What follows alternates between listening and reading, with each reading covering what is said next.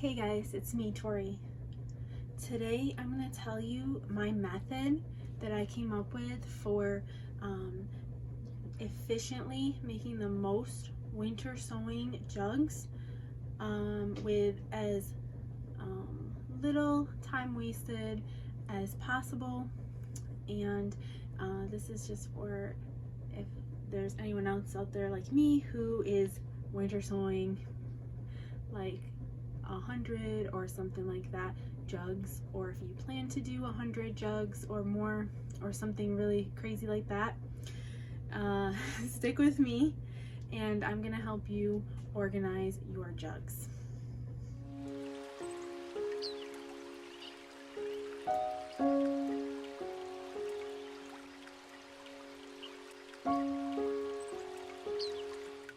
Alright, so here's my table, my setup.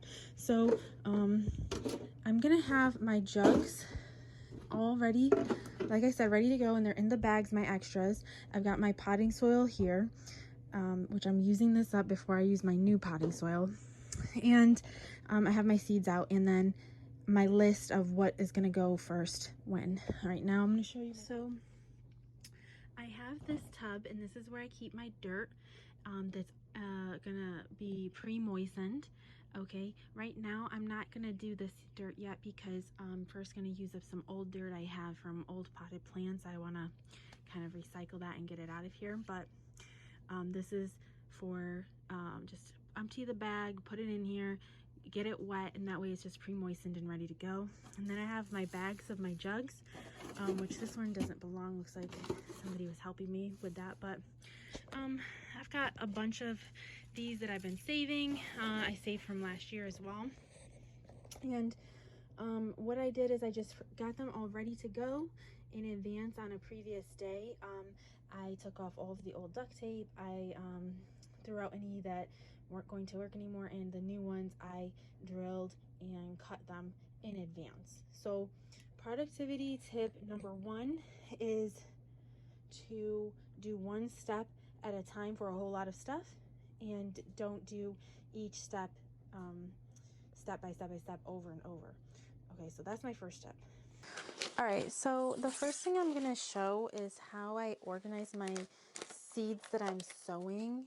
Now, I just pre-organized them, and then I said, okay, all of the ones I want to do first, I'm putting in this pocket, and then the ones I'm gonna do once I'm finished with those are gonna be here. Okay, these are here because I already have some of these done in my garden, so if I don't get to these, it's okay. I mean, I don't have unlimited jugs, so I'm not sure how much I'm gonna be able to winter sow. And then this is just stuff I've already sown, so I put it here so it's out of the way, and I know where it is. All right, so I did this in advance because it's gonna save me time, because I'm not gonna have to sit and look through all of my seeds to decide which one to do next. So that's just like going in with the theme, what I said. You're gonna do a multi-step process. You're gonna do all of one step at once. So for my process, like I said, my first part of my process is that I'm going to just do all one thing. So in this case, the first thing I'm gonna do for this session is fill up all of my jugs with the amount of dirt that I want. So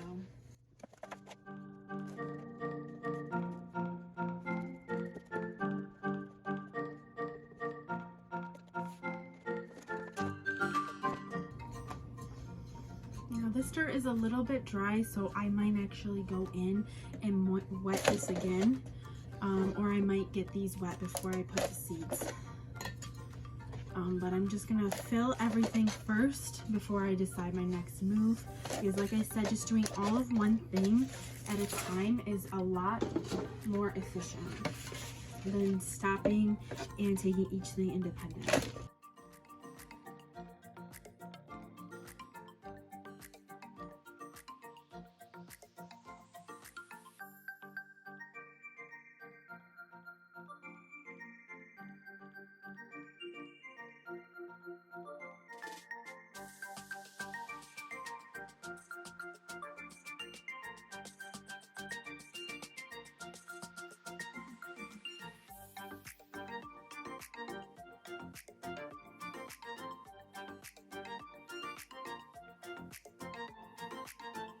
Okay, so here's all the jugs that I already have filled with dirt right now.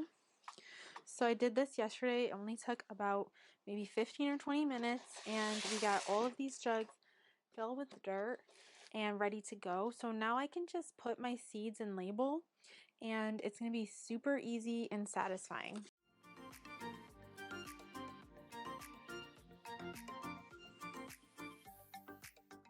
So I'm going to start with the goldenrod.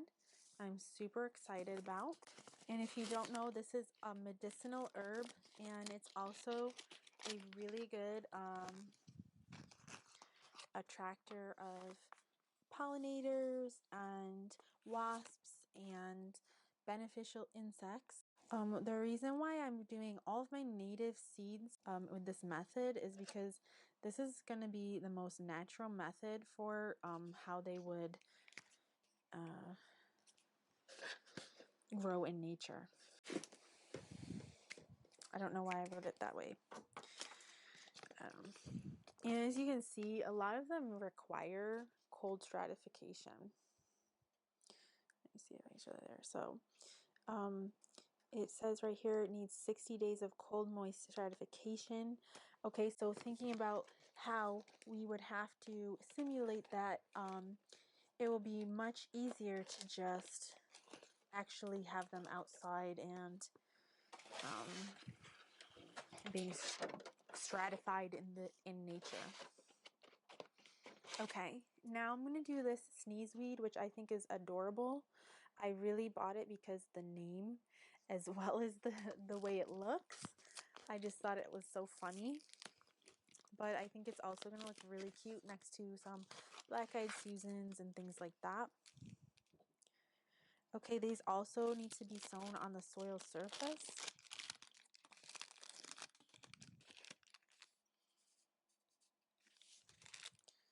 So I just put a little bit out, and then I sow it a little heavily because, well, it depends on what it is, but usually these have really good success rates of germinating, but you can transplant them fairly quickly, and you can kind of break them up when they're very small.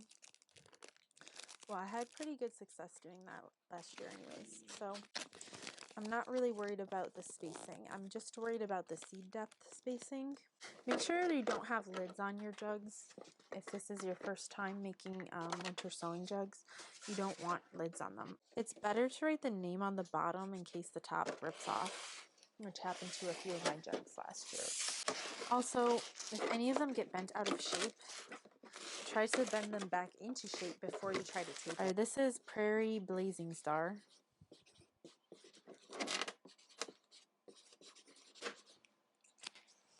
Which is this. Saw a lot of this in Lowe's last summer, and I wanted it at that time, but I decided to get the seeds. This also needs cold stratification, and plant no deeper than the width of the seed. That's actually the most common seed depth requirement. So if you're ever not sure what depth to plant a seed at and you can't find any information on it, that's a good guess.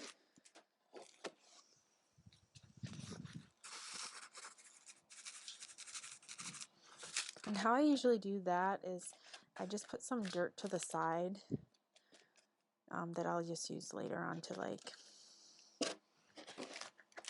add to the top or something. So like push some extra there. And I'll sprinkle these so the seed, it's not super wide, so you're just gonna want like a light sprinkling on these later on when you put the dirt on top. So I'm just gonna do this kind of lightly, maybe give it like a small, super tiny amount of dirt on top of these, like 1/8 of an inch or something.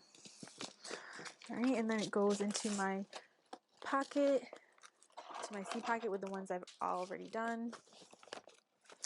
And I get out the next one. This is Joe Pye weed.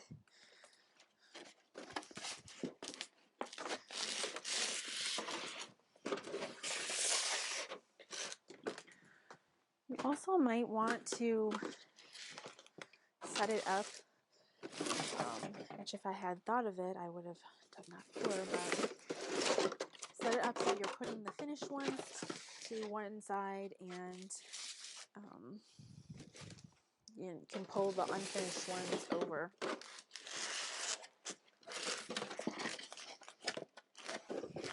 Okay. So Joe Pye weed, we're gonna do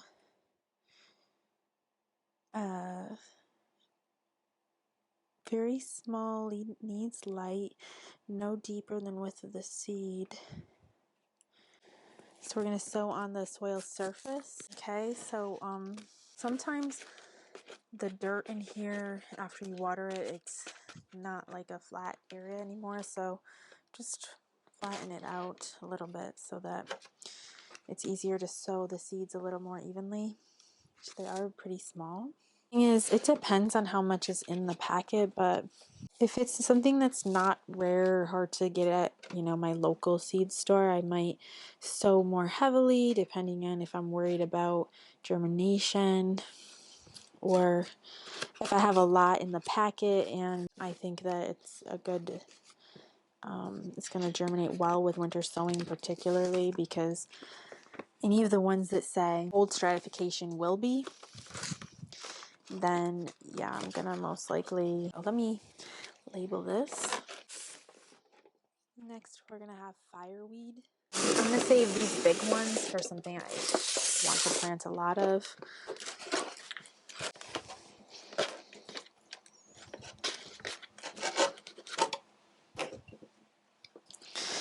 And this one is wild. A lot of these are on the soil surface so far.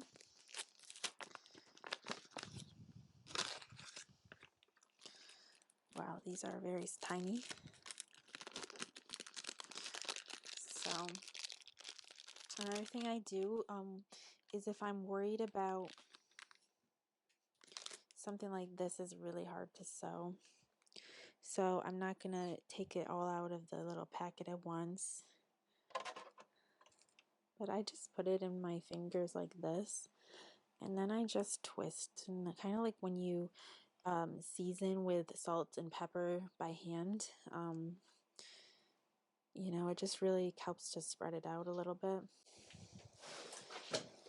more. So I'm just going to do that and see how that comes out. Make sure I have some left. And that was fireweed. Okay, so if you're watching this and you order from this company, some of these come and they're supposed to be refrigerated until use. I had no idea. So I've had these in the box for the longest, and then I noticed that they were refrigerated, and I went ahead and put them in the refrigerator, but I'm not sure what that's going to actually do. So I'm just going to go ahead and put them all in here because there's not a lot as well. There's not a lot of seeds of this. So this is Solomon's seal, which, I mean, look at that. It's so cute. I'm really, really excited for this one, but I'm not feeling super confident now that they're gonna, this is what the seeds look like, grow. I'm just gonna sow all of them, even though normally I wouldn't sow all of them if I've never done it before and I don't have that many. But since I messed up and had them out of the fridge and they were supposed to be refrigerated, I just feel like I might as well, because I don't really have anything to lose. And these are needing cold stratification. It says it needs a cold moist period followed by a warm moist period followed by a second cold moist period. Oh, they might even take multiple times. I don't even know. Okay, seed depth.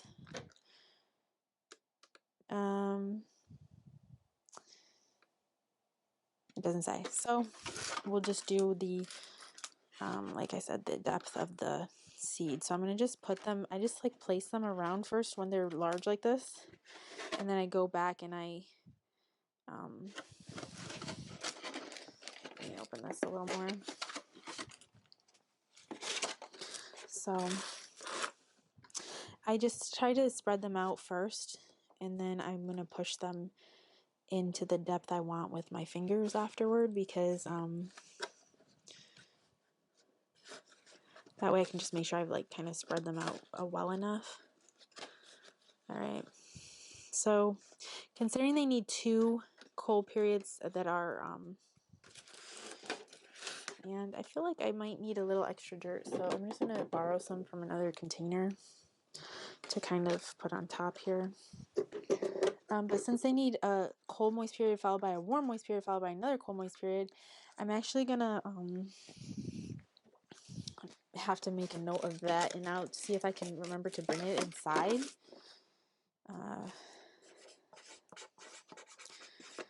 Maybe, or maybe just leave it outside and it will. I've heard of some people who left winter sowing containers for 2 years and then the plant grew.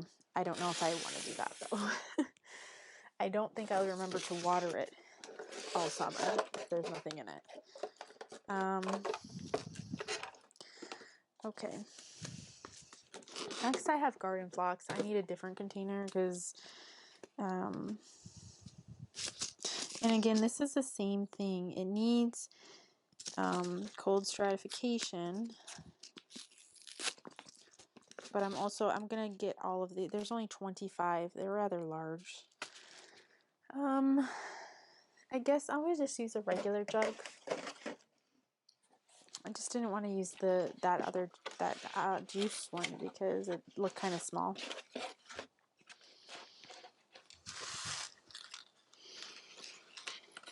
So I just always find it easiest whenever I'm sowing seeds to just dump them into my hand and just kind of do that. And then I also I spread them out when they're large first. So, you know, like I said, I'm not super concerned with spacing, but I do still want them to be kind of like as spaced out as I can get them, considering. And then I'm going to grab some dirt from this other container and borrow it and just kind of cover them with about 1/8 of an inch or 1/4 of an inch. And now this one says Snapdragon, so I have to change the label. And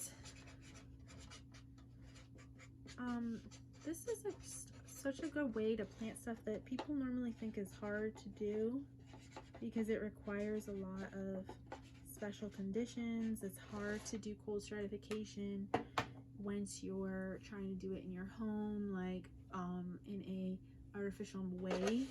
It just becomes a lot of work. But with this method, you don't have to do it in an artificial way. You can just do it using nature, and it's such little work, little bit of effort compared to what you would have to do to get these to grow by starting them in a traditional seed tray type of a deal. And that's what really makes it appealing to somebody like me personally. I'm very busy. I have a lot of other things that I do in my life besides my gardens, and it's very overwhelming year after year. I'm always overwhelmed with my seed starting. You know, it's no different. It's been no different. Last year with you know, the shutdowns and lockdowns, it didn't really change.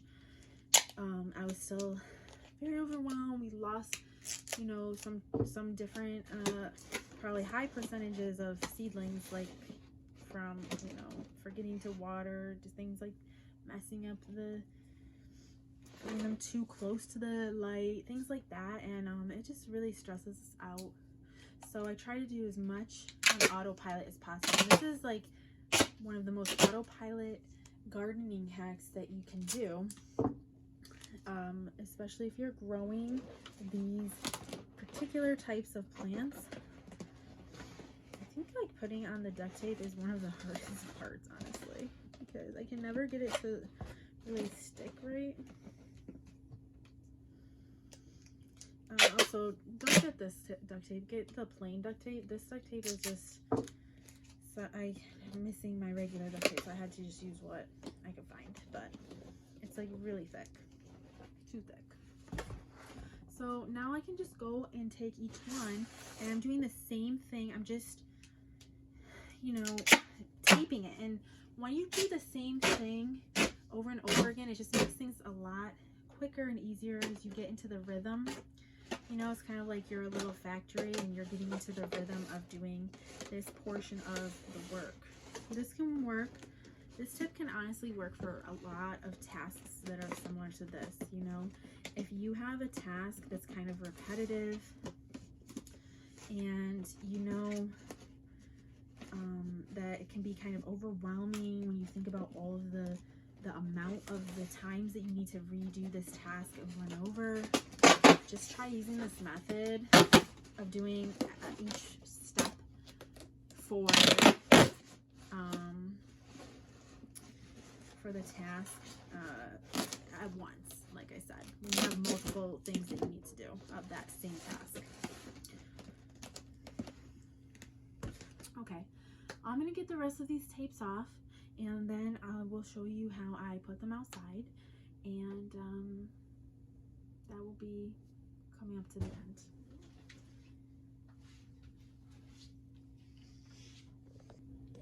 Okay, so now all of my jugs are all taped up and ready to go. And so what I do is I use an empty bin. I usually have a lot of these. Don't have as many now as I used to, but I'm just gonna fill it up with the jugs I did today. Now I can easily just carry this outside and do a one trip. So that's my other tip for you. Okay, and one last thing I wanted to say, I had said this earlier, but my video wasn't recording. I am pretty excited. I got some ramp seeds, and if you don't know about ramps, they are I believe they're endangered species of a type of, like, I think it's called wild leek. Some people call it like wild, I don't want to say wild garlic, but, or maybe it just tastes like garlic. But it's like a really sought after wild plant people like to forage for. I've never seen it in real life, but now I'm gonna try to grow it. And this one I'm not gonna bring outside because it needs a period of warm, moist time as well as cold, moist. So I'm gonna start with it inside for about I don't know, maybe like a few weeks. I have to research this again. Not a lot's known about this one, so I might have to just do trial and error. But right now I'm going to do at least a few weeks inside my home where it's nice and warm, and then I'm going to put it outside later on. Okay, so now I'll get these things outside. Here we are in the back. All right, we already got quite a bit of snow, so hopefully you know, these have enough. Look at, I have some bunny, tiny little bunny here. I should say, I might have to clear a little area for these. Probably just put them like that. Okay, so got my jugs right here. Now, if you can see, it's, you know, kind of shaded. It's not like in the sunniest, warmest area. This is like a north facing area, but you know, you don't want your jugs to get too warm too soon, so I leave them here until it gets more to spring. They're not gonna be really germinating at this point because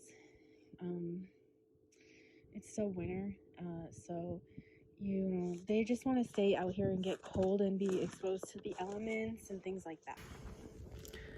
Okay, so that was my video on how I am going to be efficiently and quickly doing hundreds of winter sowing jugs. I know I only showed you doing 10, but it's, that was just for the video.